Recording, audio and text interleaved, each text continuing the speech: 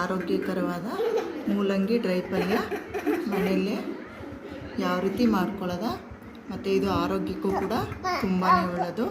Sugar ಇರೋರಿಗೆ, ಮಲಬದ್ಧತೆ ಇರೋರಿಗೆ ಎಲ್ಲರಿಗೂ ಕೂಡ ಇದು ತುಂಬಾ ಮುಖ್ಯ. ಅದರಿಂದ ಇದು ಕೆಲವೊಬ್ಬರಿಗೆ ಸ್ಮೆಲ್ ಕಂಡ್ರೆ ನಮ್ಗೆ ಆಗಲ್ಲ, ತಿನ್ನಲ್ಲ ಅಂತಾರೆ. ನೋಡಿ, ಈ ರೀತಿ ಡ್ರೈ ಪಲ್ಯ ಮಾಡ್ಕೊಂಡು ತಿಂದರೆ ಅದು ಗೊತ್ತೂ ಆಗಲ್ಲ, ತುಂಬ ಟೇಸ್ಟಿಯಾಗಿರುತ್ತೆ. ಯಾವ ರೀತಿ ಮಾಡೋದ ಮತ್ತು ಅದಕ್ಕೆ ಏನೇನು ಸಾಮಗ್ರಿಗಳು ಬೇಕು ಅಂತ ನೋಡೋದ ಬನ್ನಿ. ಇಲ್ಲಿ ಮೂಲಂಗಿನ ಸಣ್ಣದಾಗಿ ಹೆಚ್ಚಿಟ್ಕೊಂಡಿದ್ದೀನಿ. ಈ ರೀತಿ ಪಲ್ಯ ಮಾಡಿದ್ರೆ ಅದ್ರ ಸ್ಮೆಲ್ ಬೇಡ, ನಮ್ಗೆ ಇಷ್ಟ ಆಗಲ್ಲ ಅನ್ನೋರು ಕೂಡ ಸೈಡ್ ಡಿಶ್ ಆಗಿ ತಿನ್ಕೋತಾರೆ. ಈ ಮೂಲಂಗಿ ಒಂದು ಸ್ವಲ್ಪ ಕರಿಬೇವು ತೊಗೊಂಡಿದ್ದೀನಿ, ಮತ್ತು ಒಂದು ಈರುಳ್ಳಿನೂ ಸಣ್ಣದಾಗಿ ಹೆಚ್ಚಿಟ್ಕೊಂಡಿದ್ದೀನಿ. ಒಂದು ಹಸಿಮೆಣಸಿನ್ಕಾಯಿ ತೊಗೊಂಡಿದ್ದೀನಿ. ನೆಕ್ಸ್ಟು ಒಂದು ಸ್ವಲ್ಪ ಅರಿಶಿನ, ಖಾರದ ಪುಡಿ, ಇಂಗು, ನೆಕ್ಸ್ಟು ಹುರುಗಡ್ಲೆ ಮತ್ತು ಒಂದು ಸ್ವಲ್ಪ ಎಳ್ಳು ತೊಗೊಂಡಿದ್ದೀನಿ. ಈಗ ಬನ್ನಿ ನೆಕ್ಸ್ಟ್ ಯಾವ ರೀತಿ ಮಾಡೋದ ಅಂತ ನೋಡೋದ. ಈಗ ಬಾಣಲಿ ಬಿಸಿ ಇಟ್ಟಿದ್ದೀನಿ. ಇದಕ್ಕೊಂದು 2-3 ಸ್ಪೂನಷ್ಟು ಎಣ್ಣೆ ಹಾಕೋತಾ ಇದ್ದೀನಿ. ಈಗ ಎಣ್ಣೆ ಕಾದ ತಕ್ಷಣ ಒಗ್ಗರಣೆಗೆ ಸಾಸಿವೆ, ಜೀರಿಗೆ ಅದೆಲ್ಲ ಮಿಕ್ಸ್ ಮಾಡಿಟ್ಟಿದ್ವಲ್ಲ ಅದನ್ನು ಹಾಕೋತಾ ಇದ್ದೀನಿ. ಒಂದು ಸ್ವಲ್ಪ ಹಿಂಗೆ ಹಾಕ್ತಾಯಿದ್ದೀನಿ. ನೆಕ್ಸ್ಟು ಸಿಡಿದ ಮೇಲೆ ಕರಿಬೇವಿನ ಸೊಪ್ಪು ಹಾಕೋದ.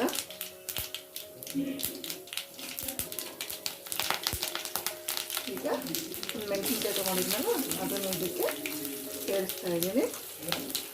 ಈಗ ಕಟ್ ಮಾಡ್ಕೊಂಡಿದ್ದಂಥ ಈರುಳ್ಳಿ ಸೇರಿಸ್ತಾ ಇದ್ದೀನಿ. ಇದನ್ನು ಸ್ವಲ್ಪ ಫ್ರೈ ಮಾಡ್ಕೊಳ್ಳೋದ.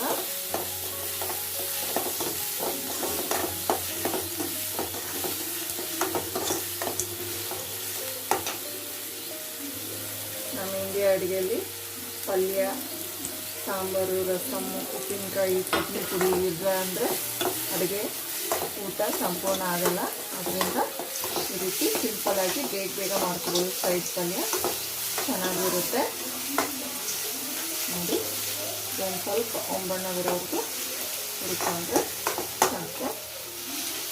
ನೋಡಿ, ಇದು ಒಂದು ಸ್ವಲ್ಪ ಇದು ಉರಿಯೋಷ್ಟರಲ್ಲಿ ಮಿಕ್ಸಿ ಮಾಡ್ಕೊಳ್ಳೋದ. ಇಲ್ಲಿ ಹುರುಗಡ್ಲೆ ಮತ್ತು ಎಳ್ಳು ತೊಗೊಂಡಿದ್ನಲ್ಲ ಅದನ್ನ ಈಗ ಪೌಡ್ರ್ ಮಾಡ್ಕೊಳ್ಳೋದ. ನೋಡಿ, ಈಗ ಇಷ್ಟು ಪೌಡ್ರ್ ಮಾಡ್ಕೊಂಡಿದ್ದೀನಿ. ನೆಕ್ಸ್ಟ್ ಇಷ್ಟು ಇದಾದರೆ ಸಾಕು, ಹಸಿ ವಾಸನೆ ಸಾಕು. ನೆಕ್ಸ್ಟ್ ಸಣ್ಣಗೆ ಮೂಲಂಗಿ ಹೆಚ್ಚಿಟ್ಕೊಂಡಿದ್ವಲ್ಲ ಅದನ್ನ ಇದಕ್ಕೆ ಸೇರಿಸ್ಬೇಕು. ಚೆನ್ನಾಗಿ ಫ್ರೈ ಮಾಡ್ಕೋಬೇಕು. ಮೂಲಂಗಿ ಹಸಿ ವಾಸನೆ ಹೋಗೋವರೆಗೂ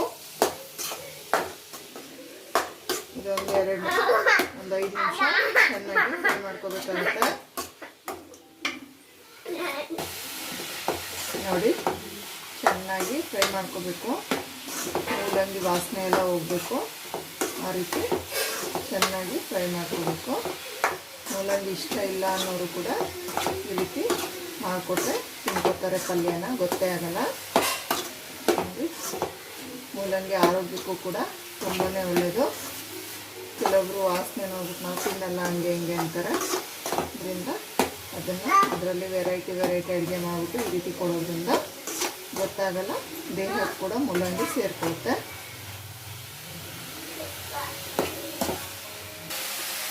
ಈಗ ನೋಡಿ, ಮುಕ್ಕಾಲು ಭಾಗ ಬೆಂದಿದೆ. ಈಗ ರುಚಿಗೆ ತಕ್ಕಷ್ಟು ಉಪ್ಪು ಹಾಕೋದ. ಉಪ್ಪು ಹಾಕಿದ್ರೆ ಇನ್ನೂ ಚೆನ್ನಾಗಿ ಬೇಗ ಬೇಯುತ್ತೆ. ನೋಡಿ, ಉಪ್ಪು,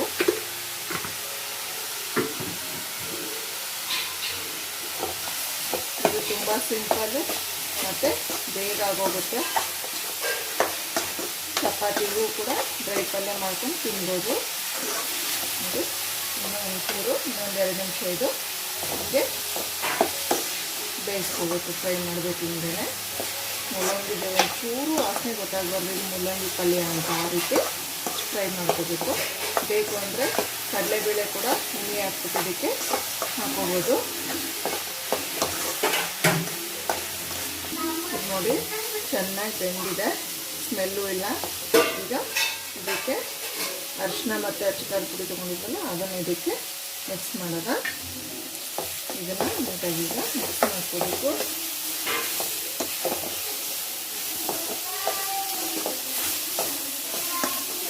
ಈ ರೀತಿ ಚೆನ್ನಾಗಿ 2 ನಿಮಿಷ ಮಿಕ್ಸ್ ಮಾಡಿಕೊಂಡ್ರೆ